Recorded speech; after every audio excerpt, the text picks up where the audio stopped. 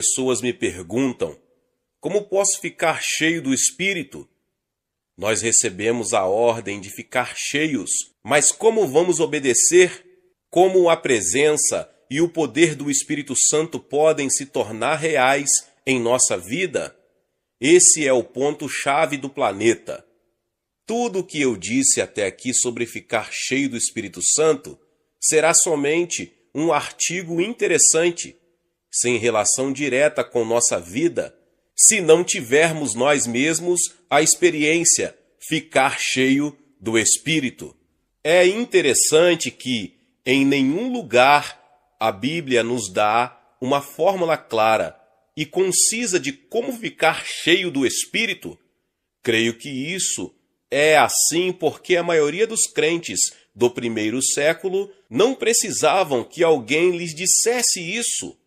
Eles sabiam que a vida normal do cristão é vida cheia do Espírito. O fato de nós estarmos tão confusos sobre esse assunto hoje em dia é uma prova triste do baixo nível espiritual da nossa vida. Apesar de a Bíblia não dizer muita coisa sobre esse assunto, quando tomamos o Novo Testamento como um todo, sobram poucas dúvidas em nossa mente sobre o que significa ter uma vida cheia do Espírito ou como ela pode se tornar real em nós.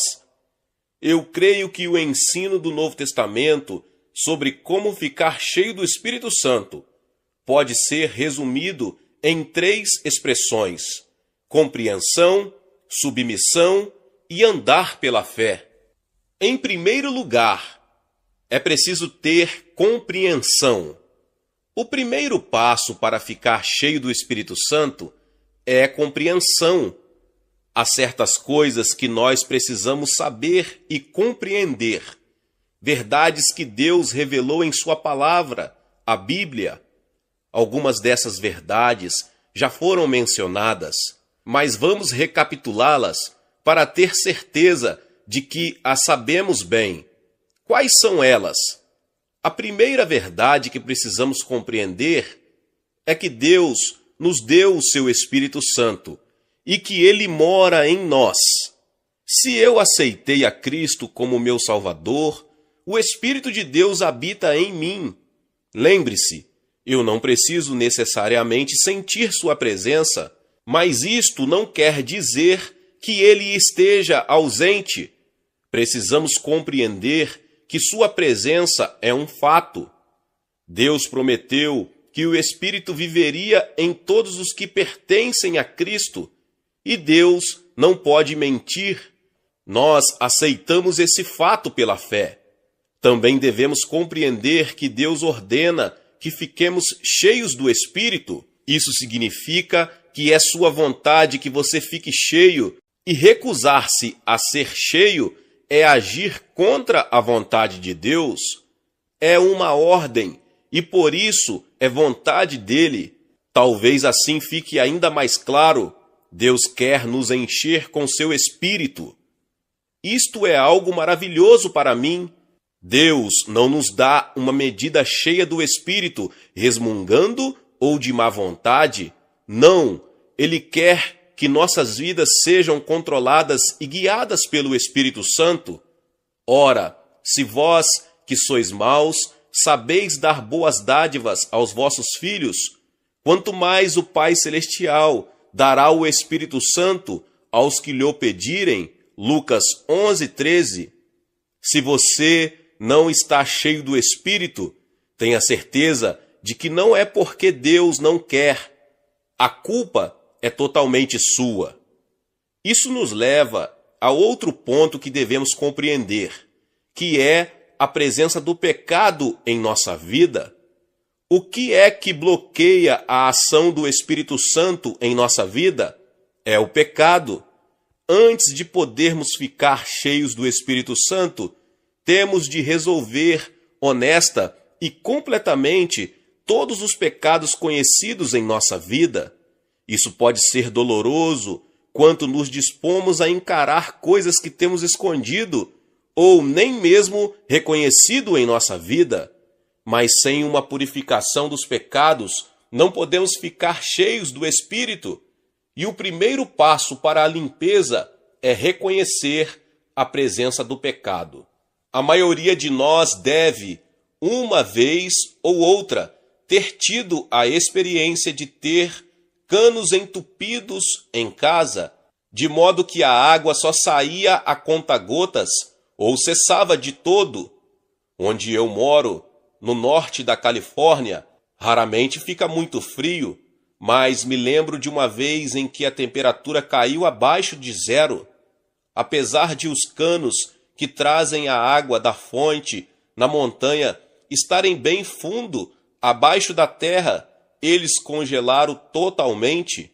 Tivemos de cavar a terra dura e esquentar uma junta de cano com um maçarico para derreter o gelo. O pecado em nossa vida é como esse gelo. Nossa vida espiritual foi congelada por um mundo hostil. Só há uma solução: arrepender-se, para abrir o bloqueio e restaurar a fluência do Espírito. Todos nós sabemos que o endurecimento das artérias, arteriocleose, é uma das doenças perigosas que atinge grande parte das pessoas em todo o mundo. O tratamento é feito com algumas drogas e, na maioria dos casos, é necessário um processo mais radical, como, por exemplo, cirurgia. Esses procedimentos são feitos com o objetivo de desobstruir as artérias e permitir que o sangue possa fluir livremente, livrando da morte milhões de pessoas. Nossa vida, da mesma forma, precisa da substância que é o sangue de Cristo para desentupir canos ou artérias em nós, para que a seiva vital possa fluir por nós. O pecado é o grande obstáculo e o sangue de Cristo é o potente agente de limpeza quando aplicado em arrependimento e fé. Às vezes, novos crentes ficam confusos ao descobrir que ainda são pecadores e que não só continuam sendo tentados, mas até cedem à tentação. Na verdade, isso não deveria nos surpreender, pois a velha natureza de pecado ainda está em nós. Antes de alguém vir a Cristo, só uma força está atuando dentro dele, a velha natureza carnal. Quando aceitamos a Cristo, o Espírito Santo vem morar em nossa vida, e agora há duas naturezas atuando em nós: a natureza pecaminosa, querendo que vivamos para o eu, e a nova natureza espiritual, querendo que vivamos para Deus. A questão é: qual dessas naturezas decidirá nossas ações? Ser cheio do Espírito. Se o Espírito não controlar nossa vida, a velha natureza pecaminosa nos dominará. A atuação do Espírito estará bloqueada enquanto permitimos a ação do pecado. Portanto, temos de acabar com o pecado em nossa vida para saber como ser cheio do Espírito. Isso não é fácil por diversas razões. Uma, que pode ser muito penoso encarar o pecado.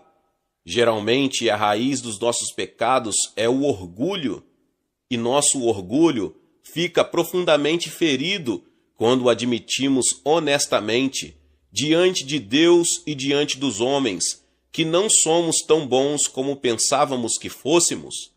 Também é difícil acabar com o pecado, visto que, como veremos adiante, apenas conhecê-lo não é o suficiente, mas temos de nos arrepender dele. Alguns de nós, possivelmente, estão escondendo pecados, tolerando-os, não querendo deixá-los.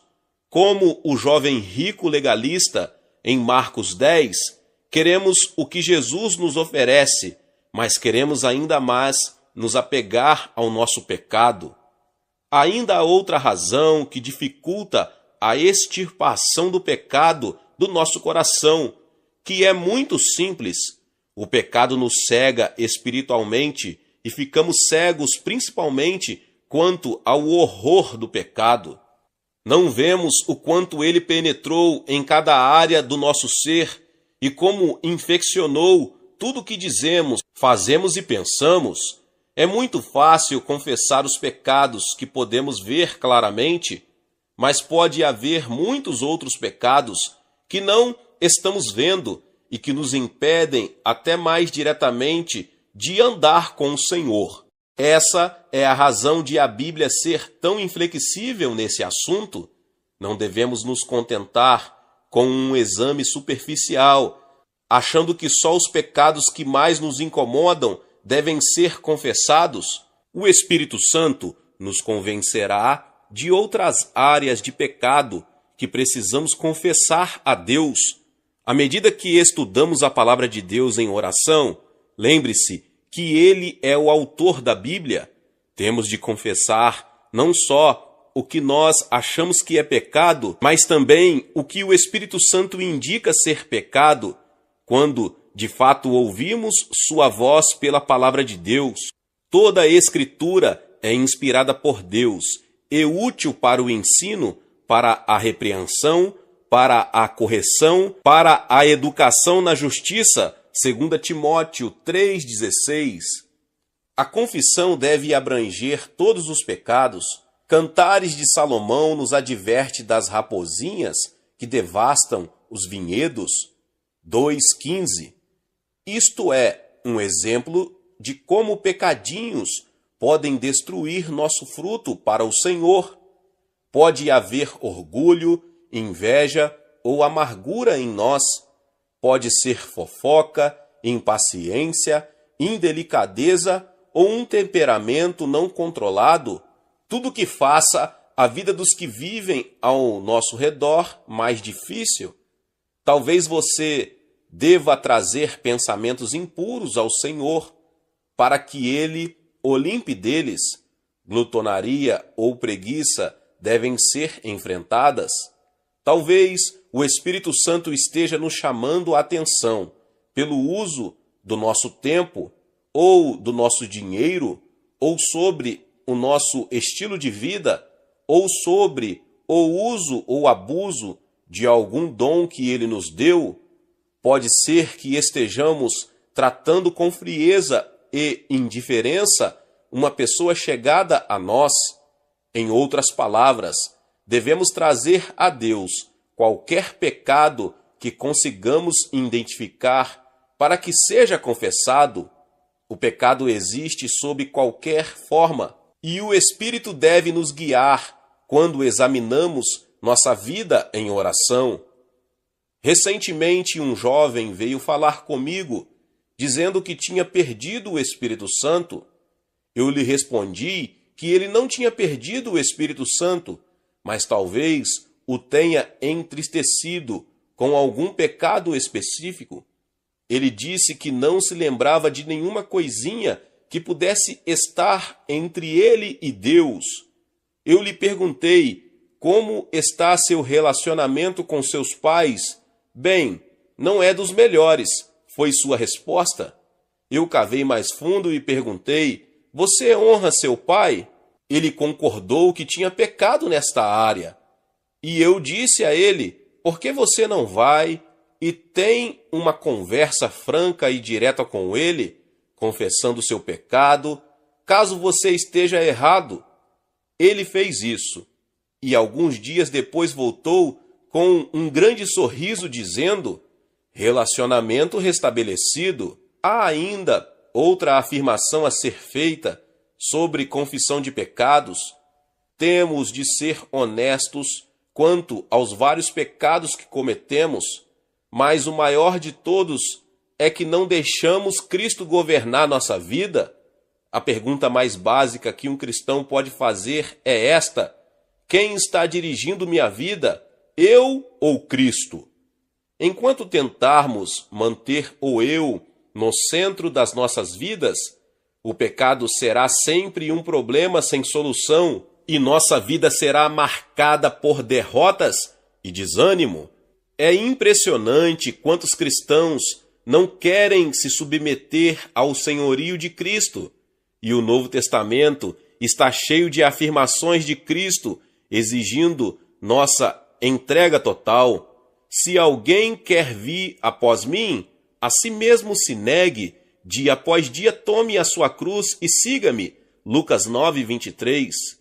Como é fácil para nós fixar nossos próprios objetivos, agir conforme nossos próprios objetivos, agir conforme nossos próprios motivos, satisfazer nossos próprios desejos, sem sequer perguntar a Deus qual é sua vontade.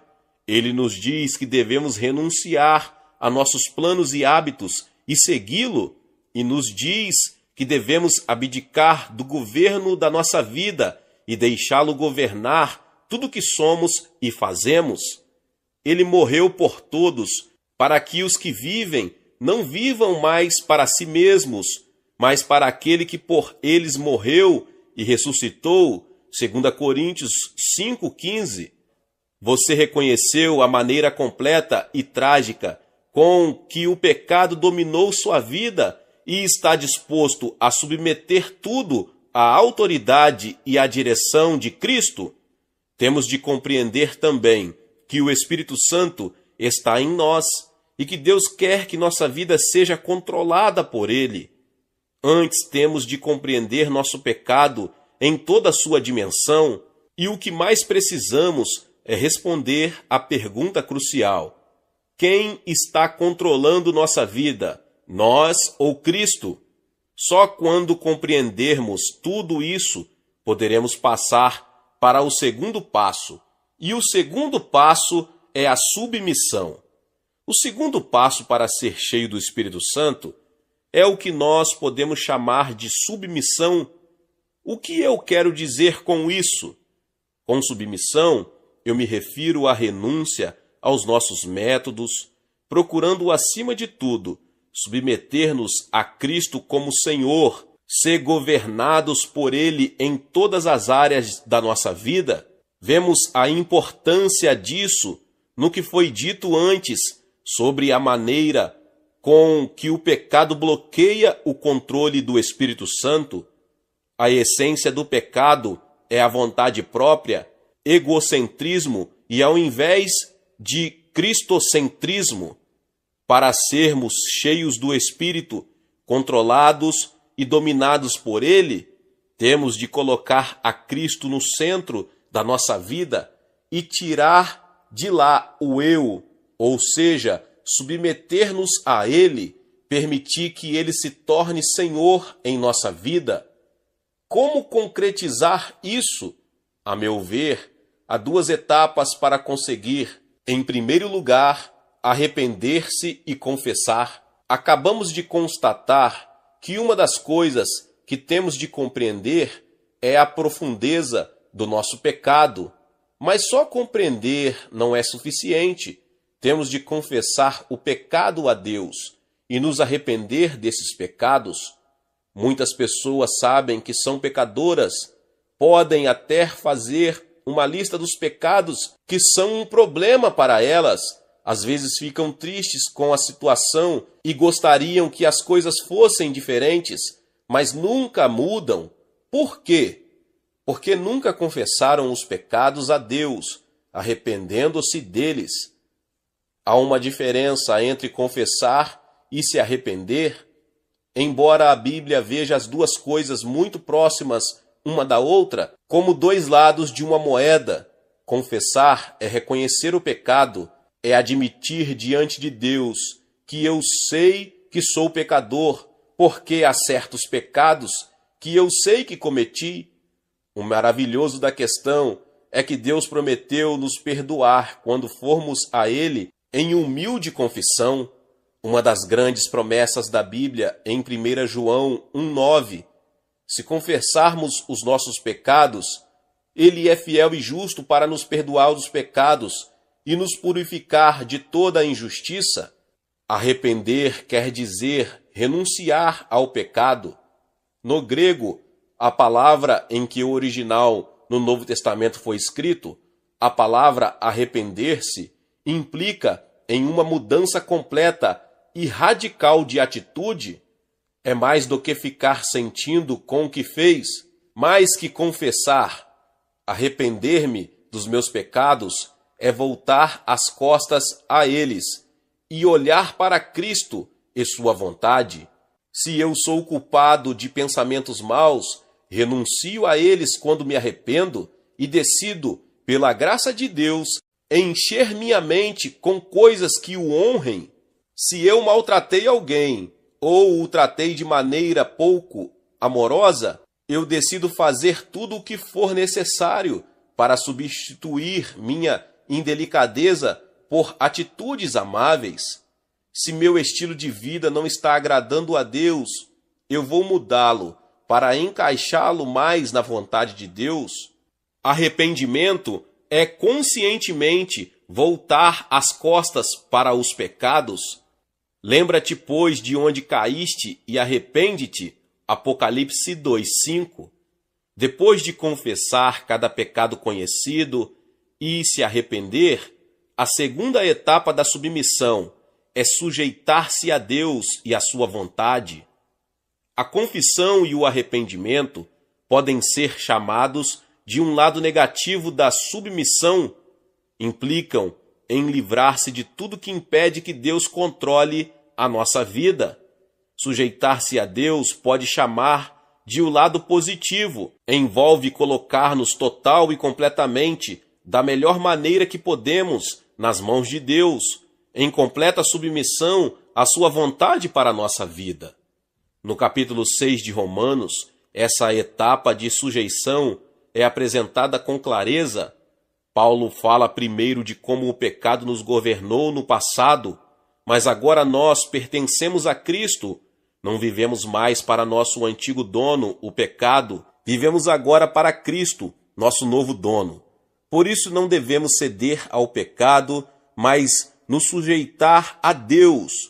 Não ofereçais cada um os membros do seu corpo ao pecado como instrumentos de iniquidade, mas oferecei-vos a Deus como ressurretos dentre os mortos e os vossos membros como instrumentos de justiça. Romanos 6,13. Paulo continua dizendo-nos que nós fomos libertados da escravidão ao pecado, não pertencemos mais ao pecado, mudamos de dono. No primeiro século, um escravo podia ser comprado a qualquer momento e assim ser propriedade de outro. Da mesma maneira, nós fomos comprados pelo sangue de Cristo e agora pertencemos a Deus. Uma vez libertados do pecado, fostes feitos servos da justiça. Romanos 6,18. As palavras traduzidas por oferecei-vos a Deus têm um significado muito bonito na língua grega. Outras versões as traduzem de diversas maneiras. Ponham-se nas mãos de Deus, Filipes. Entreguem-se a Deus, BLH. Apresentai-vos a Deus, IBB.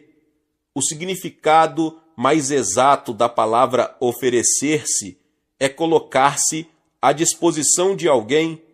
Em outras palavras, quando nós nos entregamos a Cristo, não simplesmente nos tornamos e esperamos que Deus faça alguma coisa através de nós. Não, nós nos colocamos à sua disposição, dizemos com efeito: Senhor, eu sou teu, para ser usado da maneira que tu quiseres.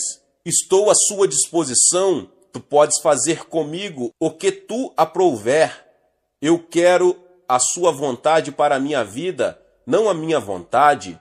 Ponham-se à disposição de Deus, Romanos 6,13, em outra versão. O mesmo termo é usado em Romanos 12,1. Rogo-vos, pois, irmãos, pelas misericórdias de Deus, que apresenteis os vossos corpos por sacrifício vivo, santo e agradável a Deus. Isto inclui todas as áreas do nosso ser, nossas capacidades, nossos dons, nossos bens, nossa família, mente, vontade, emoções. Não está excluído, não podemos reter nada. Por princípio, ele deve dominar sobre nós no todo e em parte. Esse versículo nos recorda os sacrifícios do Antigo Testamento. aqueles que o israelita apresentava totalmente a Deus, ele não podia ficar com nenhuma parte. Tudo era consumido no altar. Nossa submissão deve ser exatamente assim. Sujeição, entrega total, é uma rendição incondicional. Estou reconhecendo cada vez mais que esta sujeição é uma ação nossa definida e consciente em obediência à palavra de Deus.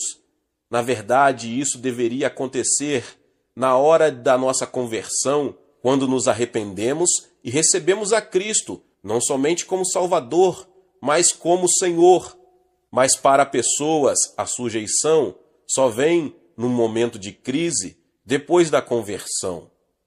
No começo, talvez não compreendamos inteiramente o que significa seguir a Cristo como Senhor, mas mais tarde começamos a ver que o chamado de Jesus Cristo não é simplesmente para crer nele, mas para segui-lo sem reservas, como seus discípulos. Quando estamos confusos quanto ao senhorio de Cristo, devemos partir imediatamente à ação.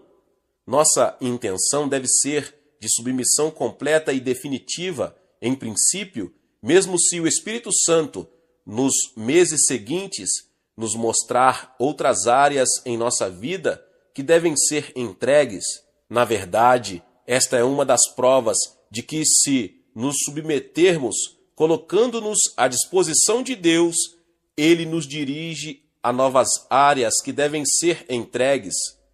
O Espírito Santo vai nos testar muitas vezes para ver se estamos mesmo falando sério. Ele pode até nos pedir que entreguemos algo em princípio que realmente Ele não quer que entreguemos, mas que estejamos dispostos a entregar. Nós devemos lhe dar liberdade para fazer o que quiser em e através de nossa vida. Algumas ilustrações nos ajudarão a compreender melhor esta questão de entrega à vontade de Deus. Em Romanos 6, como vimos acima, Paulo usa a ilustração de um escravo que agora pertence a um novo dono. O professor William Barclay nos traz à mente o significado real da analogia de Paulo. Quando ouvimos a palavra servo ou empregado, logo imaginamos um homem que dá uma parte do seu tempo a um empregador em troca de uma remuneração combinada. Durante esse tempo, ele está à disposição e sob as ordens do seu empregador. Passado o tempo, ele pode fazer o que quiser. No tempo de Paulo, um servo tinha status bem diferente. Ele literalmente não tinha tempo para si, não era livre por momento algum. Cada minuto de sua vida pertencia ao seu dono. Era propriedade exclusiva dele, não tendo em toda a sua vida oportunidade em toda a sua vida para fazer o que quisesse. No tempo de Paulo, um escravo nunca poderia fazer o que quisesse. Era-lhe impossível servir a dois senhores, porque era propriedade exclusiva de um. Esse é o quadro que Paulo tem em mente. O paralelo entre o escravo do tempo de Paulo e o cristão não é bem exato, como o próprio Paulo diz, porque, em certo sentido, o cristão é uma pessoa mais livre do mundo, desde que conheça a liberdade espiritual que Cristo traz. Por outro lado, você e eu somos convocados para pertencer a Deus e a seu povo. Somos chamados para estar à sua disposição, prontos e dispostos para fazer sua vontade. Paulo disse a Tito que Cristo deu a si mesmo por nós para nos livrar de toda maldade e fazer de nós um povo puro que pertence somente a Ele e que se dedica a fazer o bem. Tito 2,14 BLH. Uma outra ilustração talvez nos ajude a compreender completamente o que estou querendo dizer. O princípio de entrega a Cristo é como o compromisso que noivo e noiva assumem quando se unem no casamento. É criada uma situação nova que se torna realidade duradoura. Em princípio, é uma ação completa e definitiva a partir do momento em que repetirem os votos e consumaram o casamento, estão casados, de fato e em princípio. Mas, e isto é crucial, na prática, marido e esposa descobrem que têm de entregar constantemente suas vidas um ao outro, além do compromisso inicial que assumiram ao casar. Duas pessoas não deixam de estar casadas só porque suas vidas não são perfeitas e aparecem problemas no dia a dia. Ambos vão ficando mais maduros, aprendendo sempre mais o que significa amar e ajustar-se um ao outro em consequência deste amor. De maneira semelhante, em nossa peregrinação terrestre, descobrimos pecados que minam o nosso relacionamento com Deus, mas existe um compromisso de alcançar um padrão mais elevado que se baseia em uma entrega a Deus de todo o coração. Você já submeteu sua vida a Deus? Já confessou alguma vez seu pecado a Ele, arrependendo-se dele da melhor maneira que você sabe? Você está ciente de pecados específicos que são obstáculos para uma entrega completa? Será que em sua vida há outros pecados que você ainda nem admitiu que o sejam?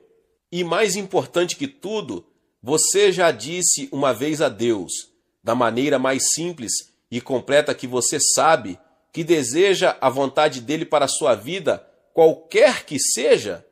Existem pessoas que sugerem que nós devemos orar a Deus para que Ele nos encha com o seu Espírito Santo. Isso pode ser válido, mas eu vejo pouco ou nada dessa ideia no Novo Testamento. Acho que, em vez disso, nós devemos orar para que Deus tome total e completamente conta da nossa vida. Devemos orar para que o eu seja tirado do nosso coração, amor próprio, vontade própria, autoambição, e que nós estejamos completamente à sua disposição. Se você nunca deu esse passo de submissão a Deus e à sua vontade, eu acho indispensável que se ponha de joelho antes de passar para a próxima página e entregue sem reserva sua vida ao Senhor e dono. Sê, pois, zeloso, abandona a tua indiferença, NTV, e arrepende-te. Eis que estou à porta e bato. Se alguém ouvir a minha voz e abrir a porta, entrarei em sua casa e cearei com ele e ele comigo. Apocalipse 3, 19 e 20. Fé. Chegamos à última etapa do ficar cheio do Espírito Santo, que eu gosto de chamar andar pela fé. Primeiro temos que compreender certas coisas. Depois temos de nos submeter e entregar a Deus. E então temos de aprender o segredo de andar pela fé. O ponto central é este: quando estamos entregues a Deus e à sua vontade, estamos cheios do Espírito Santo. O Espírito Santo nos controla e domina. Agora, a partir desta verdade, temos de agir e andar, ou viver na verdade plena de que Deus já nos encheu e que estamos sob seu controle. O apóstolo Paulo põe isto nestes termos: assim também vós considerai-vos mortos para o pecado, mas vivos para Deus em Cristo Jesus. Romanos 6, 11. O termo grego traduzido por considerar era, às vezes, usado no comércio e na matemática. Depois de uma transação comercial, por exemplo, a soma em dinheiro era registrada nos livros contábeis. Esse ato era evidência de que o negócio estava concluído e que o pagamento havia sido feito.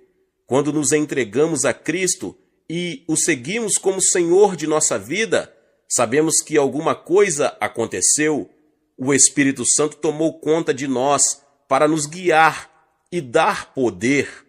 Vivemos agora pela fé, considerando-nos mortos para o pecado e vivos para Deus. Nós estamos cheios do Espírito Santo. Agora devemos viver à luz dessa verdade. Não é fazer de conta, é agir com base na promessa de Deus. O Dr. John Stott explica isto assim: considerar não é fazer crer, não é forçar nossa fé a crer em algo que nós não cremos. Não devemos fazer de conta que nossa velha natureza está morta, quando sabemos perfeitamente que ela não está. Nós só devemos considerá-la assim, não fazer de conta, mas compreender isso, porque é um fato. Temos de nos agarrar a isso, temos de pensar e meditar nisso, até que esta realidade se fixe em nossa mente. Dr. Stott continua: uma mulher casada pode viver como se ainda fosse menina? Bem, pode ser que sim, não é impossível, mas deixe-a sentir aquele anel no quarto dedo de sua mão esquerda, o símbolo da sua vida nova, o símbolo da sua identificação com seu marido.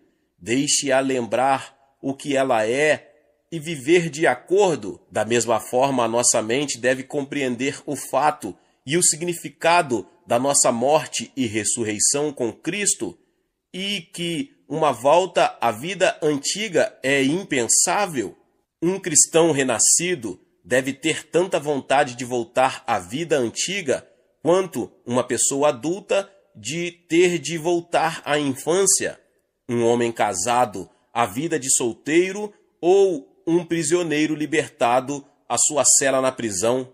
Se você preencheu os requisitos bíblicos para ficar cheio do Espírito Santo, especialmente arrependimento e confissão, de que nós falamos, então você pode dizer para si mesmo: pela fé, sei que estou cheio do Espírito Santo. Nunca vi alguém que eu considerava cheio do Espírito Santo fazer alarde disso, tentando chamar a atenção para si. As outras pessoas logo notarão que nós estamos cheios do Espírito, porque quem o estiver produzirá o fruto dele. Nós talvez nem nos demos conta disso. Alguns dos maiores homens de Deus confidenciaram que quanto mais perto de Cristo estavam, mais pecadores se sentiam. Roy Gustafson, meu amigo e sócio, disse uma vez: o Espírito Santo não veio para nos fazer conscientes do Espírito Santo, mas conscientes de Cristo. Assim, quando dizemos a nós mesmos que estamos cheios do Espírito Santo, significa que cada pecado e obstáculo concedido está fora do caminho. Depois podemos dizer pela fé que estamos cheios. A esta altura há diversas coisas que devemos relembrar. Em primeiro lugar, temos de nos lembrar que a plenitude do Espírito Santo não é questão de sentimento, mas de fé. Podemos ou não sentir fortemente a presença de Deus quando estamos cheios do Espírito. Não devemos confiar em nossos sentidos, mas nas promessas de Deus. Temos de nos considerar cheios do seu Espírito. James McConkey pôs isto nestes termos: nada é mais doloroso do que inspecionar constantemente nosso interior para verificar se Deus está cumprindo sua promessa ou se nós a estamos experimentando. É como aquela criança que todo dia cava no canteiro para ver se a semente está brotando. A questão de experimentar a plenitude do Espírito compete a Deus. Temos de nos lembrar também que a plenitude do Espírito não garante que sejamos perfeitos e sem pecado. Significa que estamos sendo controlados pelo Espírito, mas o pecado continua presente, espiando atrás da esquina para dar o bote na primeira oportunidade. Podemos ser irrepreensíveis no nosso desejo de servir a Cristo, mas isso não faz com que não erremos. Um pregador escocês, tempos atrás, explicou: aqui ao meu lado, sobre a mesa, está uma carta que ilustrará o que quero dizer. Eu a recebi quando estava em viagem missionária à Nova Zelândia em 1891, da minha filha mais velha, que então tinha 5 anos de idade. Diz assim: querido pai, eu mesma escrevi tudo isso. Euzinha, mando um beijo. Na verdade, isto não é escrever, mas uma tentativa, com grandes letras de imprensa, todas desproporcionais. Em toda a página não há uma linha reta. Bem, esta carta, que eu gosto tanto, não é algo sem defeito. Tem tantos defeitos como tem letras, mas ela é sem dúvida irrepreensível. Eu não repreendi minha filha por seus riscos tortos, nem ralhei com ela, porque julguei seu trabalho pelos motivos. Sabia que ela tinha feito o melhor que podia, com todo o amor do seu pequeno coração. Queria fazer algo que me agradasse e conseguiu, pela graça do Cristo que está em nós. Assim que nossa vida diária com seus afazeres deve ser irrepreensível. Isto nos leva à última verdade sobre a plenitude do Espírito Santo. Ficar cheio do Espírito não deve ser um acontecimento único, uma vez, mas um fato real e contínuo em cada dia da nossa vida. É um processo. Temos de nos entregar a Ele todo dia, diariamente. Temos de decidir ficar submissos. Em cada situação de conflito entre o eu e a vontade de Deus, temos de tomar nossas decisões com base na nossa submissão contínua a Cristo. Como já disse, o verbo grego que Paulo usa em seu mandamento de Efésios 5,18, enchei-vos do Espírito, traz em si a ideia de que devemos continuar nos enchendo do Espírito. Já somos o templo de Deus, o Espírito Santo já habita em nós, mas Ele quer nos encher dele. Isso só é possível naqueles que se esvaziam do eu e se entregam a Ele. Esta é a razão de a entrega ter de ser diária, tanto das coisas pequenas como das mais importantes. Quando pecamos, temos de nos arrepender, para que Ele possa nos encher novamente. Quando estivermos expostos ocasionalmente a uma pressão incomum, temos de orar pedindo sua ajuda adicional. Por fim, as 4 etapas abordadas até aqui não são só o começo, mas são um processo. Cada dia devemos nos empenhar para compreender mais da palavra de Deus. Devemos orar a Deus que nos ajude a reconhecer nosso pecado. Devemos confessar e nos arrepender todo dia, submeter nossa vontade a dele todo dia, andar pela fé de uma maneira que ele esteja nos enchendo continuamente à medida que nos submetemos a ele, e devemos passar cada dia na obediência à sua palavra. Eu, pessoalmente, acho que ajuda muito começar cada dia entregando-se silenciosamente nas mãos de Deus. Agradeço-lhe por ser seu e por saber que o dia trará para mim. Peço-lhe que domine minha vida neste dia nas suas mãos e a use para a sua glória. Peço-te que me limpe de qualquer coisa que impeça a sua atuação em mim neste dia, e depois inicio as atividades do dia pela fé, sabendo que seu Santo Espírito me está enchendo continuamente, enquanto eu confiar nele e obedecer a sua palavra.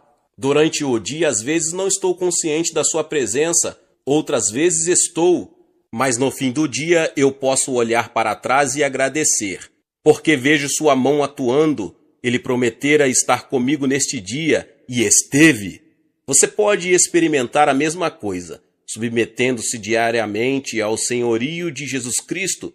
Entregue-se cada dia a Ele, e que você possa no fim de cada dia olhar para trás e reconhecer que seu Espírito Santo tem sido seu guia e sua força, estando você sujeito a Ele.